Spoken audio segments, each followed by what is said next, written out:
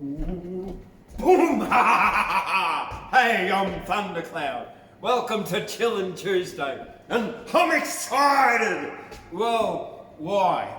Well, I'm here in front of the Australian Poetry Library, and yesterday I happened down in Armidale to perchance stumble upon the Rotary Annual Book Fair.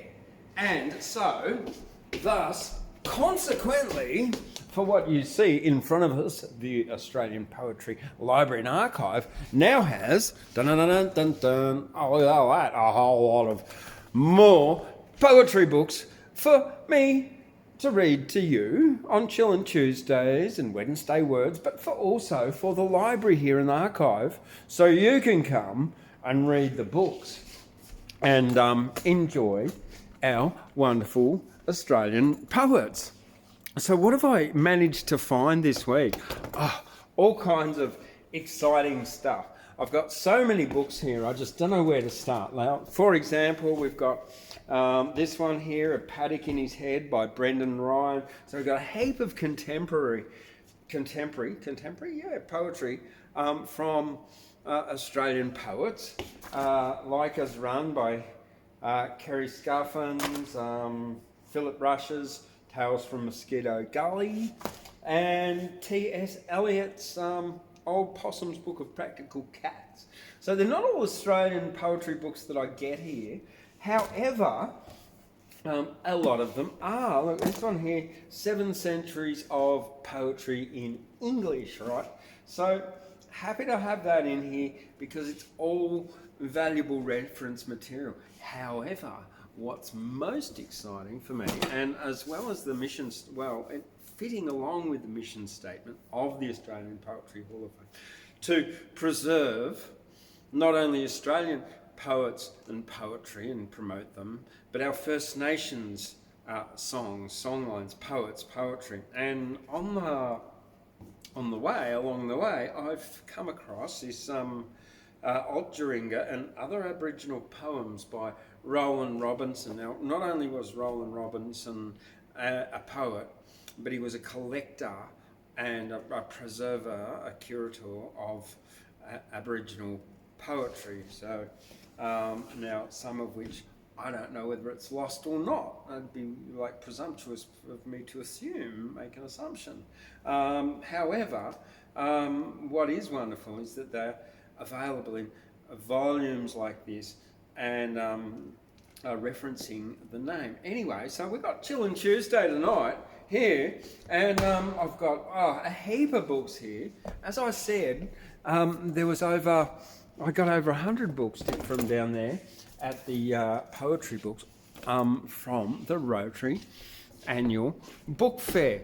Now, you know, last week, it was a bit of self-indulgence because I was reading out to you my own recent release, Jan Bung's Peaceful Protest in Nimbin, and don't forget to check that out, along with Love in Nimbin, Lust in Nimbin, and Poetry to End Prohibition, written by yours truly, Thundercloud. Yeah, my mum calls me James. Hi, Mum. Yeah, washing away the garbage, leaving rainbows after rains. Here I am at the Australian Poetry Hall of Fame. And recently, like my most recent, the portraits up there, we've got Henry Lawson and Dorothea McKellar. But I'm not going to do Henry Lawson tonight because I've had such a wonderful find with this selection of books. So I've already picked out a group of... Here I'm going through the bookshop at the moment in the dark, where I should have turned the lights on so you could see me. Here we go. Into Seahorse Medicine Cafe. Here we are. The lights are flickering in here. That's good. We'll put the camera here and we'll get ready to see tonight's Chillin Tuesday. Now, I'm just going to set up the camera so you got a half decent view of myself, of yours truly. Come on down. Coming a bit closer. Here we are. Right. Welcome to Chillin Tuesday. here in the Seahorse Medicine Cafe. I've washed away the garbage and left a few rainbows today with the rain that happened here in Guyra today. I might just turn that flickering light off. That'd be better. Alright, Okay, so I have a big selection of poetry here. Not only Roland Robinson's, I've got Australian Poetry 1964. Two poets, The Question, Geoff Page, and Single Eye by Phillip Roberts. The best Australian poems of 2015, selected by Geoff Page. I've got something not Australian, Robert Bloomfield, that I'll be reading out to you. And as well as that, I've got a Douglas Stewart poem, a Banjo Paterson poem, and another Douglas Stewart poem for you tonight.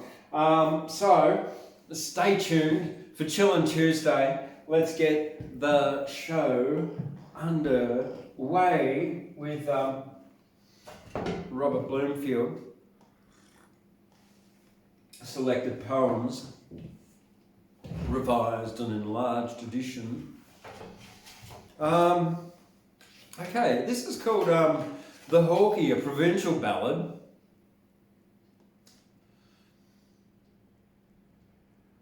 What gossips prattled in the sun? Who talked him fairly down up memory telled 'tis Suffolk fun, and lingo of their own? Ah, Judy Twitcher, though thought dead, with thee the tale begins, for still seems thrumming in my head the rattling of my pins. Thou queen of knitters, for a ball of worsted was thy pride, with dangling stockings great and small, and world of clack beside. We did so laugh, the moon shone bright, more fun you never knew. 'Twas Farmer Cheerham's Horkey night, and I, and Grace, and Sue. But bring a stool, sit around about, and boys be quiet, pray, and let me tell me story out. 'Twas such a merry day. The butcher whistled at the door, and brought a load of meat. Boys rubbed their hands and cried, "There's more!" Dogs wagged their tails to sit. On went the boilers till the hake had much ado to bear 'em. The magpie talked for talking's sake, birds sung, but who could hear 'em? Creep went the jack, the cats were scared. We had not time to heed 'em. The owdim cackled in the yard, and we forgot to feed 'em. Yet 'twas not I, as I may say, because, as how d'ye see, I only helped there for the day. They couldn't late to me. Now Mrs. Cheerham's best lace cap was mounted on her head. Guests at the door began to rap, and now the cloth was spread. Then clatter went the earthen plates. Mind, Judy was the cry. I could have copped them at their pates. Trenches for me, said I. That looked so clean upon the ledge, all proof against a fall. They never turn a sharp knife's edge, but fashion rules us all. Home came the jovial Horkey load, last of the whole year's crop, and Grace among the green boughs rode, right plump upon the top. This way and that the wagon reeled, and never the queen rode higher. Her cheeks were coloured in the fields and ours before the fire. The laughing harvest folks and John came in and looked askew. 'Twas my red face that set them on, and then they leered at Sue. And Farmer Cheerham went good man and broached the Horkey beer, and sich a mort of folks began to eat up our good cheer. Says he, thank God for what's before us, that thus we meet again, the mingling voices like a chorus, joined cheerfully, Amen. Welcome and plenty, there they found 'em, the ribs of beef grew light and puddings till the boys got round 'em, and then they vanished quite. Now all the guests with Farmer Crowder began to prate of corn, and we found out they talked the louder the oftener passed the horn. Out came the nuts, we set a cracking, the ale came round our way. By gone, we women fell a clacking as loud again as they. John sung Old Benbow loud and strong, and I the constant swang. Cheer up, my lads, was Simon's song. We'll conquer them again. Now, 12 o'clock was drawing nigh, and in my all-in-merry queue, I knocked the cask. Oh ho, said I, we almost conquered you. My lord begged round and held his hat, said Farmer Gruff, said he. There's many a lord, Sam, I know that, he begged as well as thee. Bumped in his hat, his shillings tumbled all round among the folks. Laugh if you will, said Sam, and mumbled, you pay for all your jokes. Joint stock, you know, among the men to drink at their own charges, so up they got full drive and then went out to hello, largest. And sure enough, the noise they'd made, but let me mind my tale, we followed them, we weren't afraid, we'd all been drinking ale. As they stood hallooing back to back, we lightly as a feather went sidling round and in a crack had pinned their coats together. 'Twas near upon as light as noon, as large as on the hill. They shouted at the full round moon, I think I hear 'em still. But when they found the trick, my stars, they knew well who to blame. Our giggles turned to loud ah-ha-has, and after us they came. The hindmost was the dairymaid, and Sam came blundering by. She could not shorn him, so they said. I don't know why she did not try. And off set John with all his might to chase me down the yard till I was nearly grand outright. He hugged so woundly hard. Still, they kept up the race and laugh, and round the house they flew. But hark, ye, the best fun by half was Simon Paterson. She cared not, dark nor white nor she, so near the dairy door. She passed a clean white hog, you see. They killed before the day before. High on the spurket there it clung. Now, Susie, what can save ye? Round the cold pig his arms he flung, and cried, ah, here I have ye. The farmers heard what Simon said, and what a noise, good lack, and almost laughs himself to dead, and others clapped his back.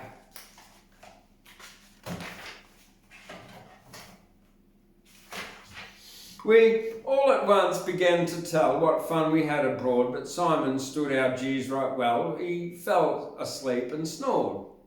Then in his buttonhole upright did Farmer Crowder put a slip of paper twisted tight and held the candle to it.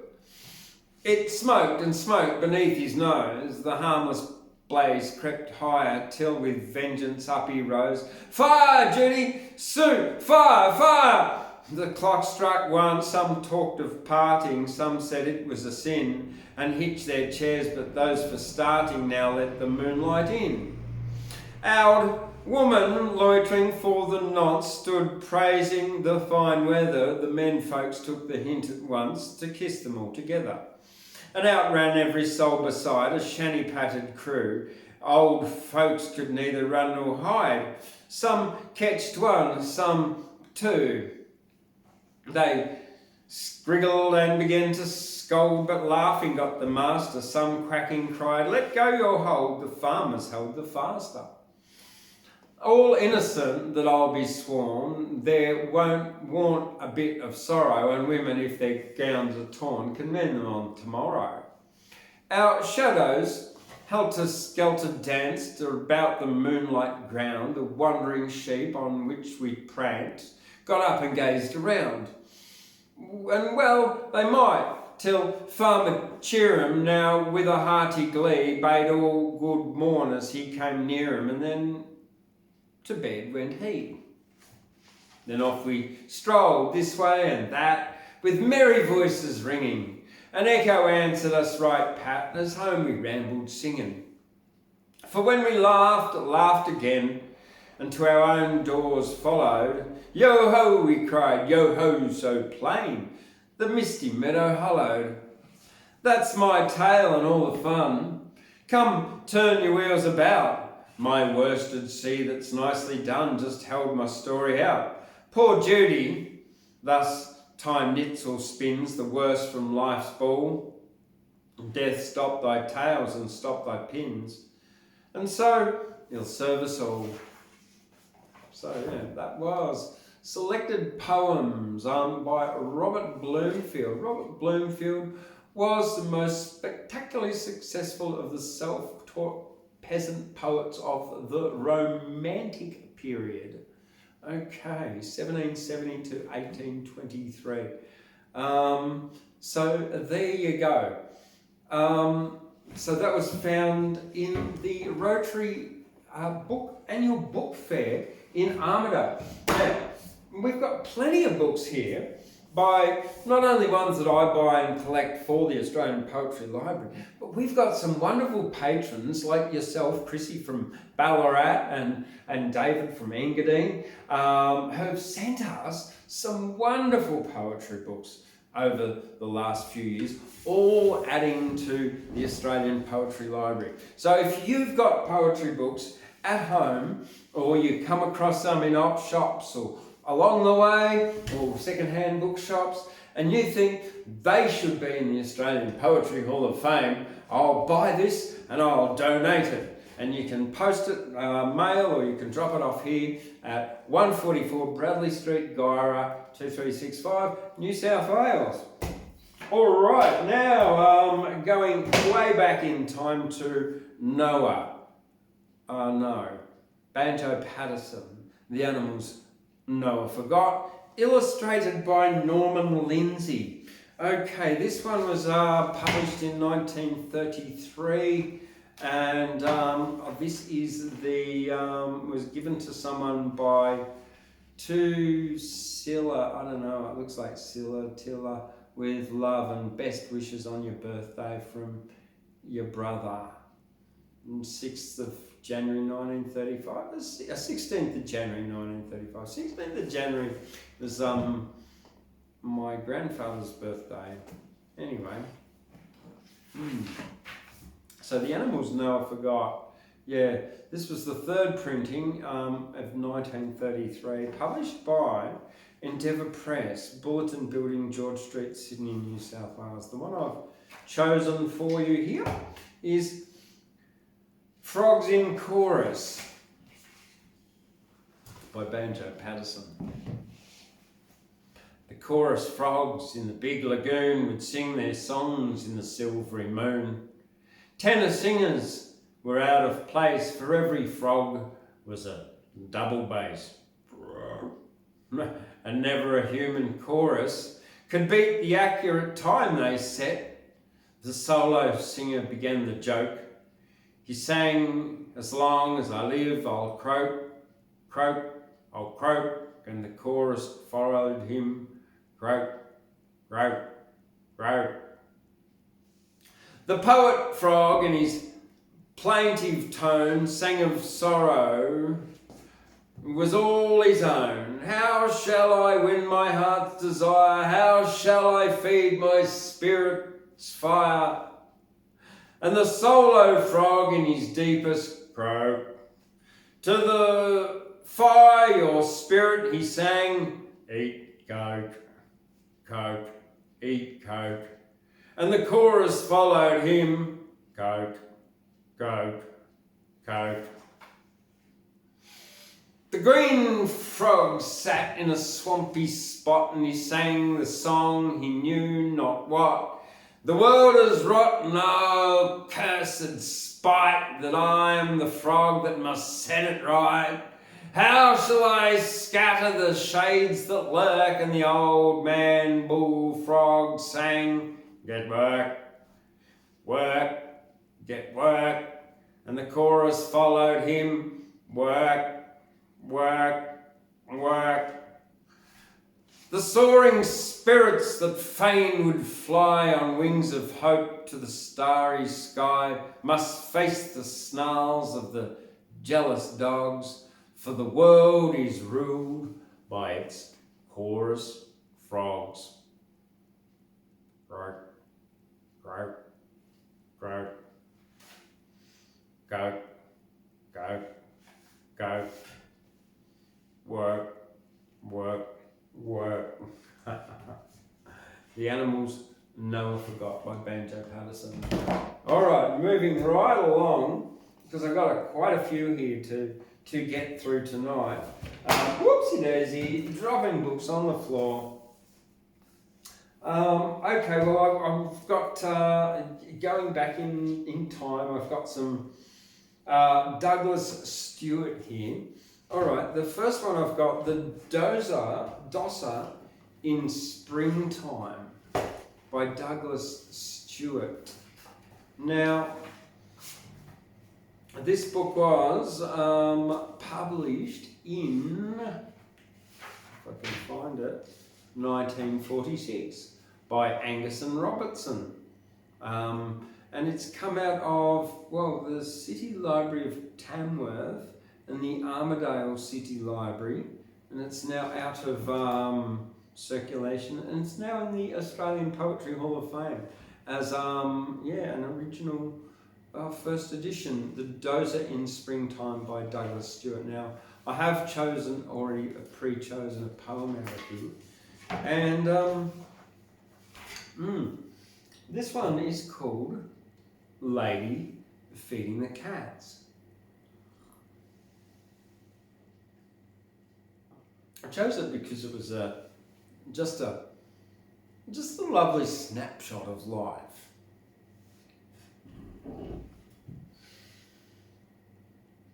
Shuffling along in her broken shoes from the slums, a blue-eyed lady showing the weather's stain, a long green and black dress like a pine in the rain, her bonnet much bedraggled, daily she comes. Uphill, past the Moreton Bays and the smoky gums, with a sack of bones on her back and a song in her brain to feed those outlaws prowling about the domain, those furtive she-cats and those villainous toms. Proudly, they step to meet her. They march together with an arching of backs and a waving of plumy tails, and smiles that swear they never would harm a feather. They rub at her legs for the bounty that never fails. They think she is a princess out of a tower, and so she is. She's trembling with love and power.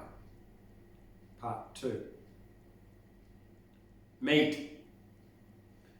It is true, is meat and demands attention. But this is the sweetest moment that they know, whose courtship even is a hiss, a howl and a blow at so much kindness passing their comprehension. Beggars and rogues who never deserved this pension, some recollection of old punctilio dawns in their eyes as she moves to go. They turn their battered heads in condescension. She smiles and walks back lightly to the slums. If she has fed their bodies, they have fed more than the body in her. They purr like drums. Their tails are banners and fountains inside her head. The times are hard for exiled aristocrats, but gracious and sweet it is to be queen of the cats. There we go. Douglas Stewart's Lady Feeding the Cats from The Dozer in Springtime. Next book I've got here is another Douglas Stewart. And this one was published in 1955. So, 10 years, 8 years after that one. 9 years. And what have I chosen? Well, I've got it here at Bloodwoods, but right next to this is another frog one, so maybe I'll do that. Frogs. Down in the bush beside the creek, it sounds as if the grass blades speak in drops of dew that wheel along each slender green and silver tongue. So small a sound, so clear and shrill, where under the dark leafy hill, out from earth and pool and stone, the tiny frogs salute the moon. So close to earth, so close to water, earth and water locked together. It might be any red-brown stone, chirping to ripples as they run. It might be that frail cry that first crept out of time's enormous waste, when, bright as dew, some bubble broke and life awoke and stared and spoke. Frogs by Douglas Stewart, from the book The Birdsville Track and Other Poems. And here's the one that I had chosen for tonight.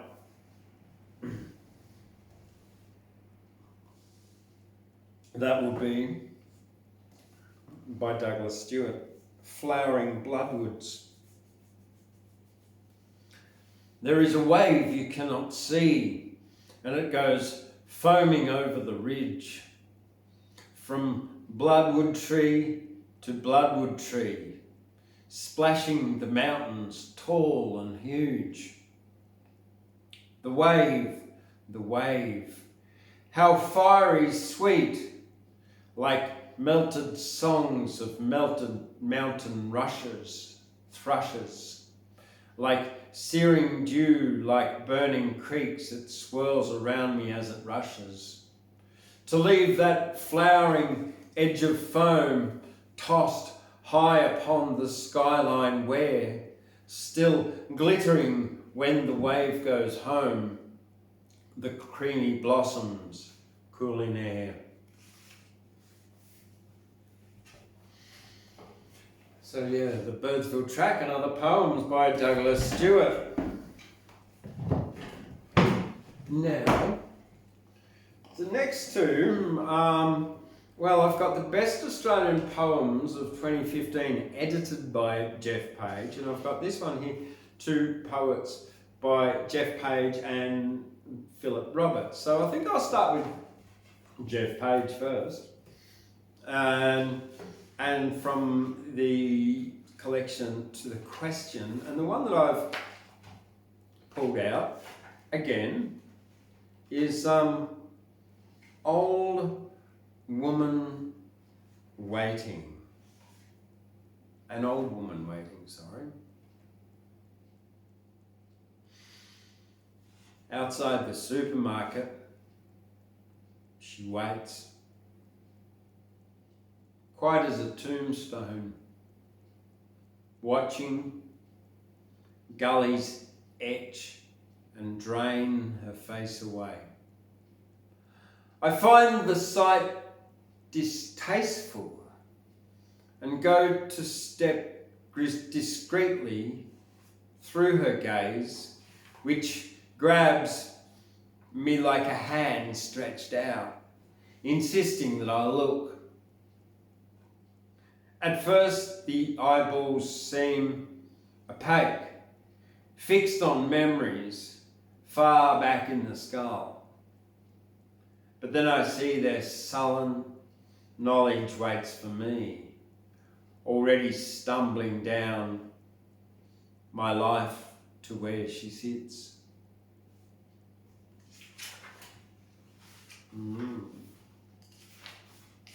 And the other one is, I'm going to read of his, Geoff Page's, is The Question, which is actually the title of this collection.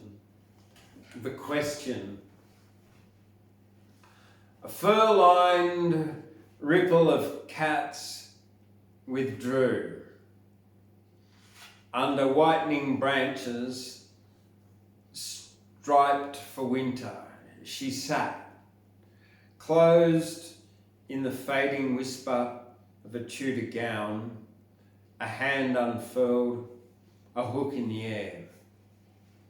Tell me, she added, the voice dark as rain-filled wind on medieval stone. The colonial turned on the cool, thin spits of her eyes. Tell me, she inquired, of the sweat-stained, dust-encrusted hat as it slowly revolved. Do you know Christina Rossetti?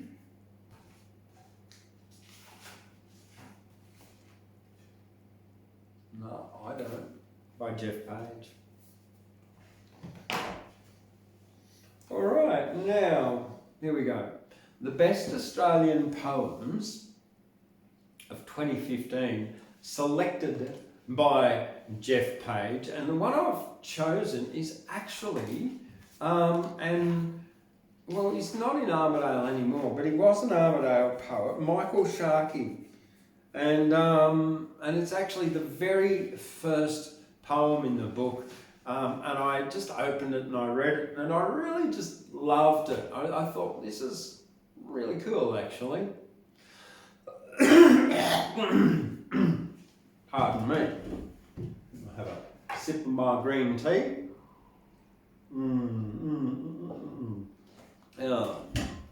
Chillin Tuesday, here we go.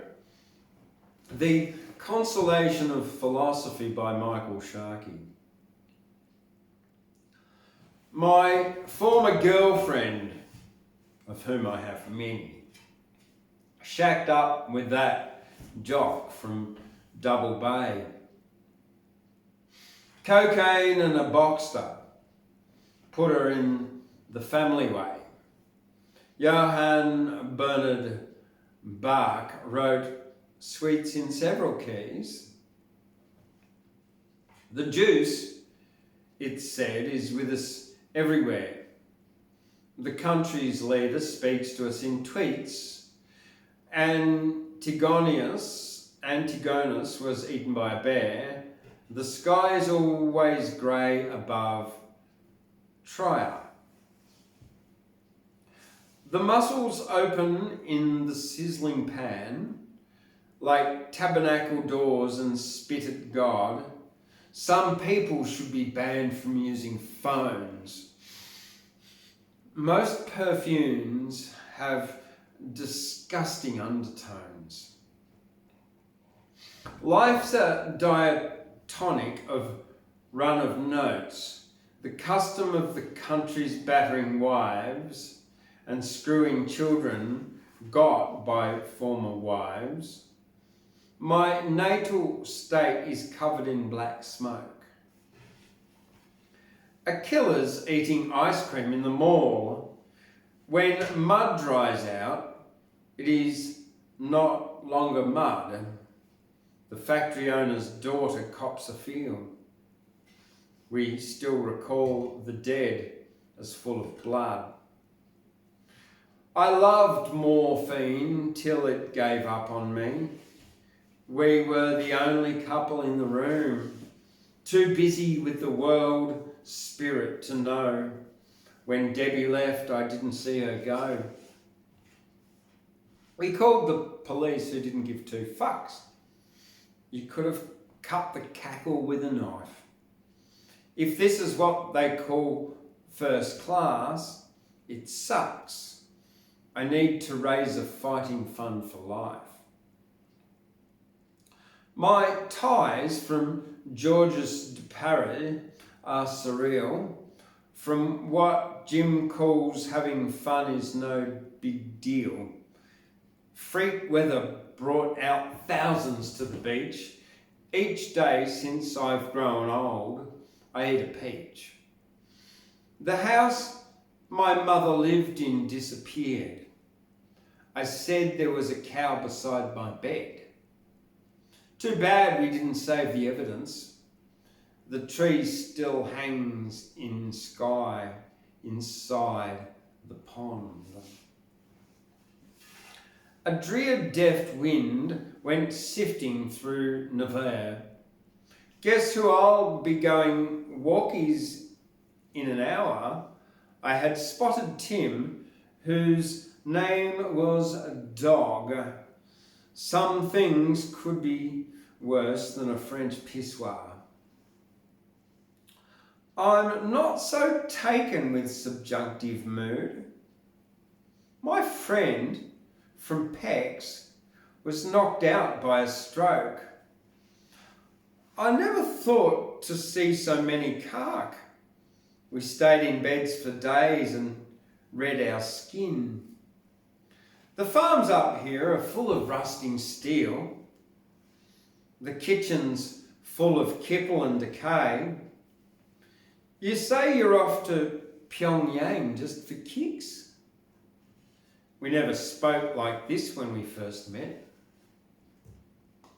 The lobster from the coral orchard dies in agony en route to make a snack. Meanwhile, Kabuki, we call life, goes on. St. Anthony preached joyfully to fish. Death's a dog that runs towards me grinding, barking. In your end is my beginning. I wouldn't want to live my life again. The 4 orchestral suites are what remain. Michael Sharkey. From the Best Australian Poems 2015, edited by Geoff Page. All right, Australian poetry from 1964. And the one that I've chosen is a Roland Robinson. Now, I've chosen Roland Robinson because I'm going to be reading out of this book here, Roland Robinson, Alteringa and Other Aboriginal Poems in a moment. So, yeah, we're coming up to the end of the Chillin Tuesday. I've only got a few more poems to read. Now, if you're liking this, well, give it a thumbs up, please, please, please, because it helps the metrics get this video and this wonderful Australian poetry out there to other poets. Give it a thumbs up. Leave a comment. Tell me what you've liked tonight or what you'd like me to read out. If you've got any suggestions, you've got any particular favourite poets, write it in the comments who you'd like to see me reading out here on a Chilling Tuesday over the next few weeks, months, whatever. There's 52 weeks in a year, so, and I've got like around about 900 poetry books, so there's more than enough for me to read different poets, and you can suggest one, or even if you're a poet and you've got a book and it's not here in the Australian Poetry Library and Archive, well, why don't you send us a copy? And if it's for sale, we'll even buy a couple of copies and we'll put it here for sale in the Australian Poetry Hall of Fame in our Australian Poets section, where we support Australian poets who are published. Yes, that's right, we do that. Now, Roland Robinson. I am at deep well.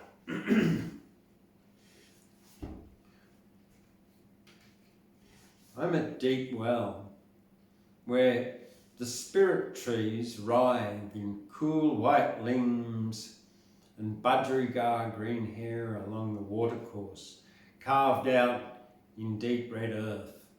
A red dry course that goes past the deep well, past the ruined stoned homestead where the wandering blacks make camp.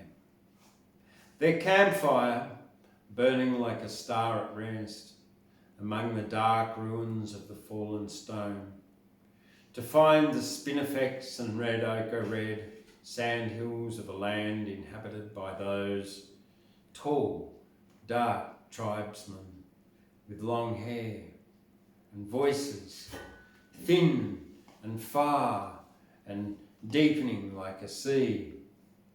I'm at Deepwell, where the fettler's car travels towards the cool blue rising wave that is Ura Mina Range, and starts those pure birds screaming from the scrub to swerve, reveal their pristine blush in wings and breasts, to scatter, settle and flower the desert oak.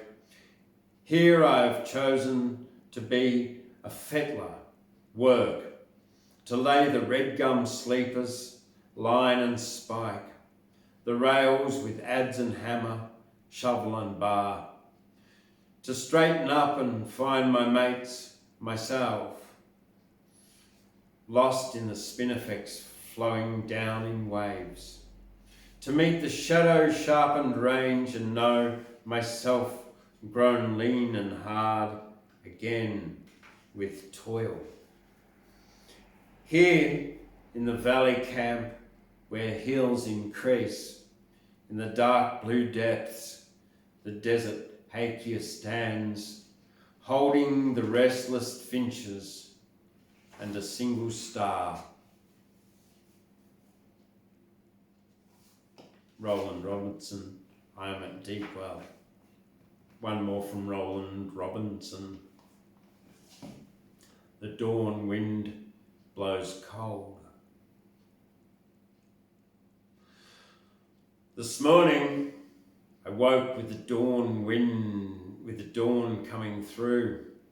I'm going to start that again. The dawn wind blows cold. This morning I woke with the dawn coming through the end of my tent. I watched the faint band of galah-breasted colour suffusing the horizon. The dawn wind blows cold, just moving the delicate, thin-limbed trees. The first magpie is flutting his song into the world. I was desolate last night. Oh, there's no wild honey stored in my bowels. Roland Robinson, The Dawn Wind Blows Cold. From Australian Poetry, 1964. This was edited by Randolph Stowe, I do believe. Now, the last of the last that I've got for you tonight, the last book I've got to read, is Roland Robinson's collection, Alteringa and Other Aboriginal Poems. Now, I'll just read the blurb. Roland Robinson, whose poems are well known to all lovers of good verse in Australia, understands the mind and attitudes of the Aboriginal as few other Europeans do. In the first part of Alteringa, the Oranda, a central Australian tongue for creation time, he has recorded the songs, chants and narrative poems of his Aboriginal friends and has translated them into English verse. Some are ballads, some modern renditions of old Aboriginal legends. All have the sad and haunting spirit of a displaced people. The second part of the book is devoted to Roland Robinson's own poems. These evoke more personally but just as effectively the spirit of the original Australians and the atmosphere of the inland places where wandering tribes continue to live the life of old. Okay, well, we might as well begin at the beginning with not the introduction. No, definitely not. One-Eyed Nalu Speaks by Nalu. Yeah. Nalul. Nalul.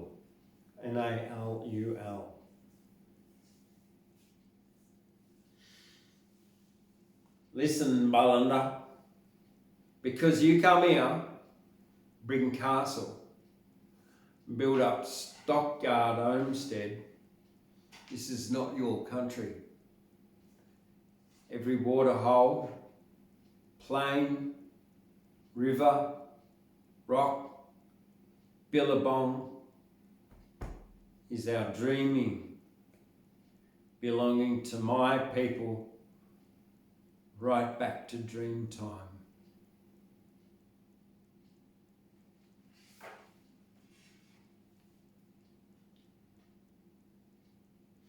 The child who had no father, related by Fred Biggs.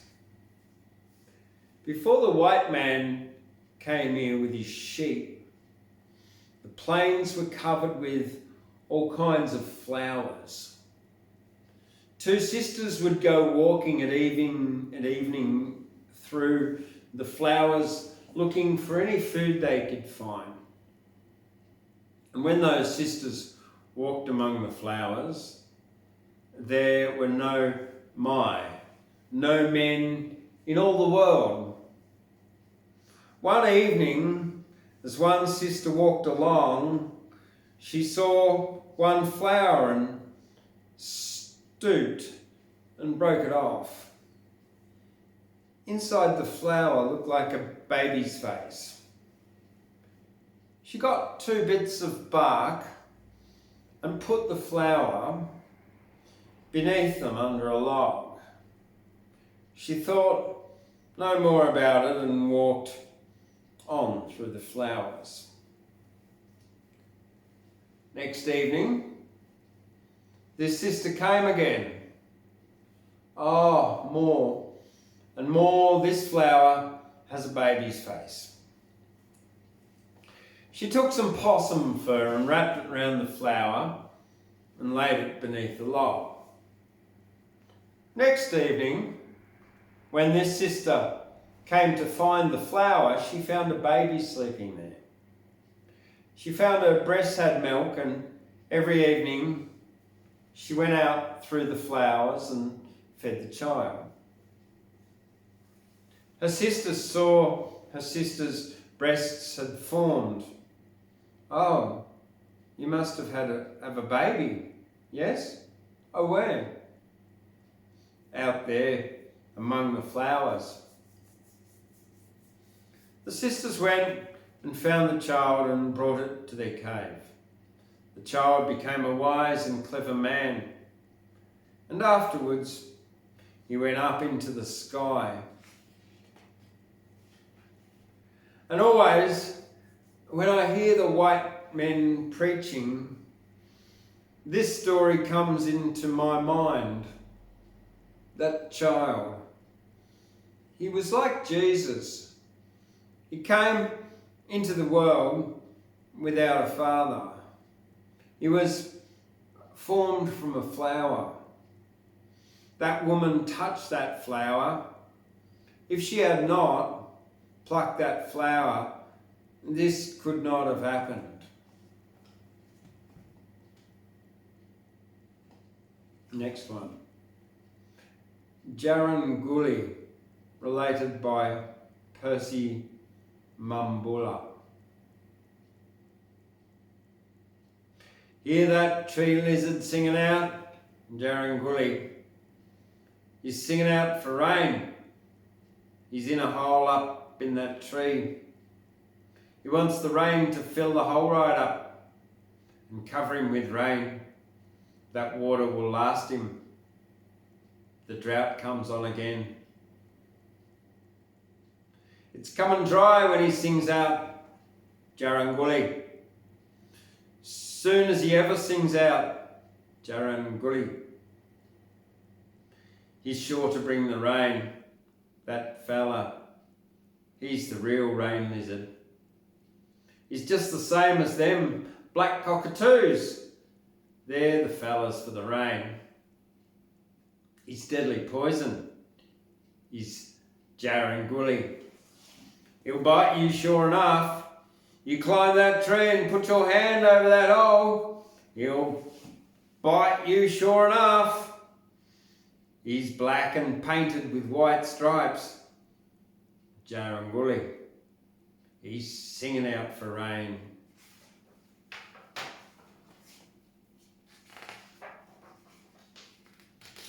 Mapurum, related by Fred Biggs.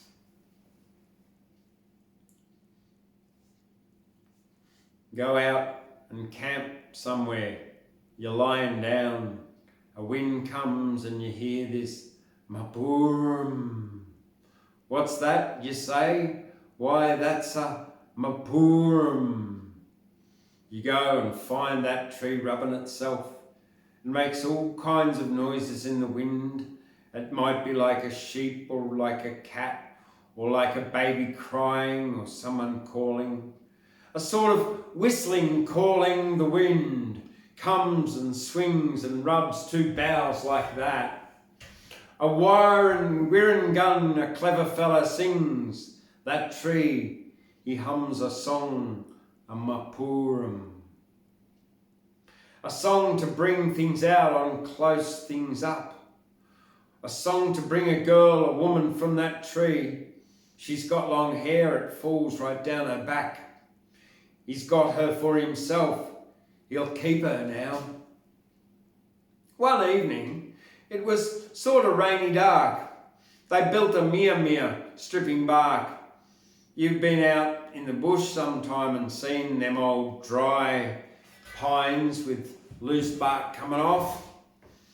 You get a lot of bark from them dry pines before they rot and go too far, you know. That woman from the tree, she pulled that bark. She tore it off up the tree. It pulled her up into the tree, up into the sky. Well, she was gone. That was the end of it. No more Wirrangun could call her back. Mapurum, mapurum. What's that? You say. Why, that's two tree boughs rubbing in the wind.